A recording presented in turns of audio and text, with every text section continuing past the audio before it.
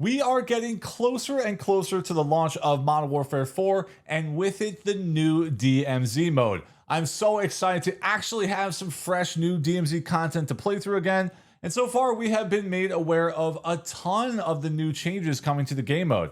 The devs did a pretty in-depth interview solely focusing on the changes in the new DMZ, giving us a real sense of what to expect this time around, which is basically a game mode that leans more towards an extraction shooter instead of feeling more like Warzone, which it is now. It really looks like they are trying to create some gear fear in this gameplay loop, making players really think about the best strategy to survive instead of just mindlessly PvPing like a typical Warzone game might go. So there's a lot of new gameplay features that push the game in that direction. But there is one new feature that isn't being talked about as much that will have a huge impact on how the game is played.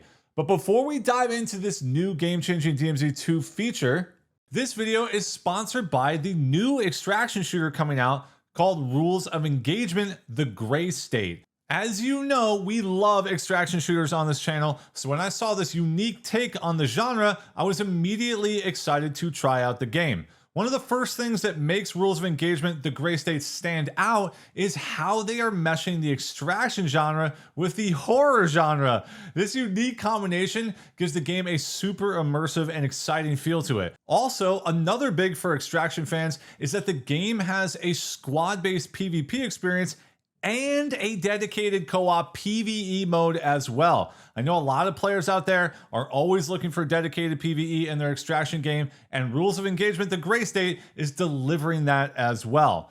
Now, what we're checking out here is the new gameplay footage that just released, giving us a really good sense of how beautiful and frightening this game really looks. I like the look of the map so far. You've got those close quarters indoor and underground areas that they're showcasing, as well as some of the more outdoor open spaces. I especially like the massive hordes of creatures all rushing what looks like a squad trying to exfil, and they send in an airstrike to try and survive. Pretty cool stuff. I'll definitely be checking out this game when it comes out. If you're vibing with what you saw here in the new trailer, make sure to wishlist Rules of Engagement: The Gray State on Steam now, and check out the link in the description below for more details. Okay, back to DMZ and the one feature that isn't getting a lot of hype, but honestly should be, and that's the addition of the solo queue. I think part of the reason why people aren't talking about this as much is because it was brought up during a creator call with Infinity Ward and not directly discussed on the Call of Duty podcast when they went into the major details for the new DMZ. So why is having a solo queue such a game-changing detail?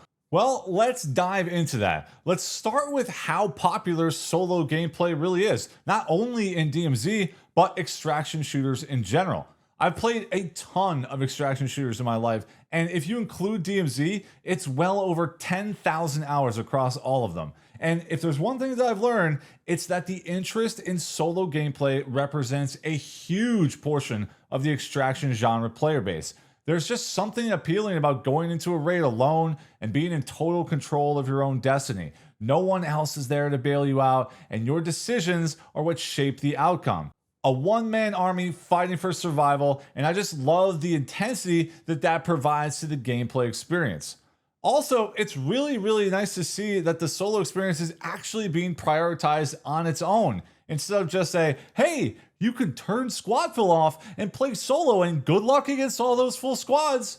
Like, don't get me wrong, going solo against full squads is fun sometimes, but after a while, it can get old. And also, especially if you're a casual player, you're obviously going to vibe a lot more with a dedicated solo queue. The chances of surviving a raid dramatically increase when it's just you and the other guy instead of you against, SEAL Team 6 or whatever.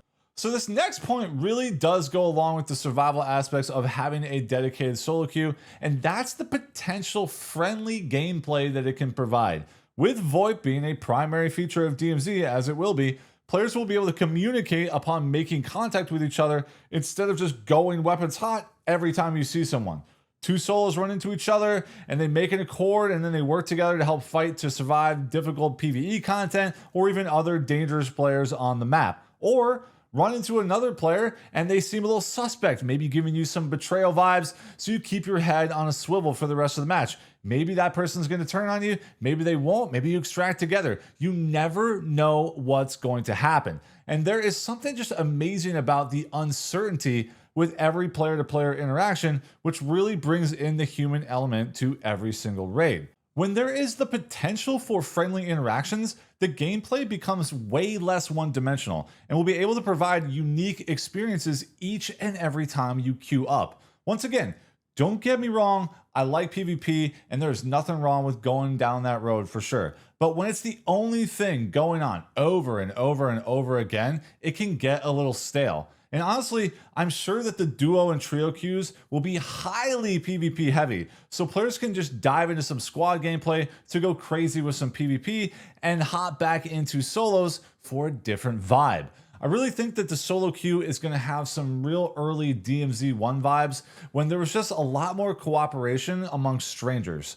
Also, I kind of touched on this earlier, but the solo queue will likely be way more casual friendly.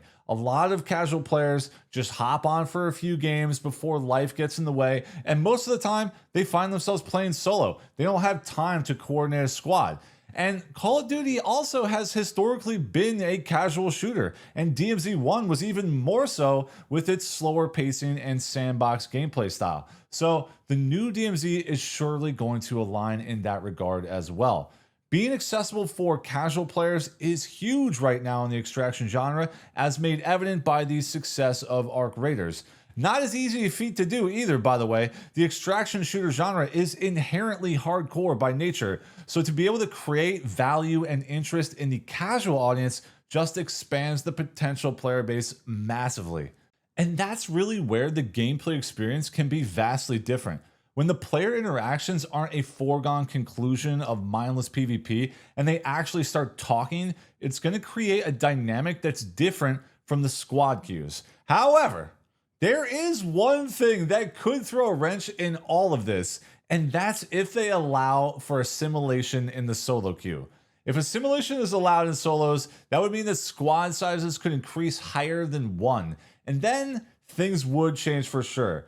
You will probably see more PvP once the squad size reaches its max, and now we do have confirmation from the devs that max squad size in the trios queue is 4, with 1 assimilation. But they have not let us know if the solo queue will be every man for themselves, or will it be a +1 with assimilation also. I really hope that solos remain solos with no assimilation. I think it's going to lose a lot of its charm if you let squads form and outnumber players that don't assimilate. So there it is. The solos queue, in my opinion, is a massive deal for the new DMZ, and barring any assimilation being added, I think it's going to feel like a completely different game than when you're playing squads. Let me know down in the comments below your thoughts on all of this, how excited you are for the new DMZ, and drop a sub for more DMZ content, and I will catch you in the next one.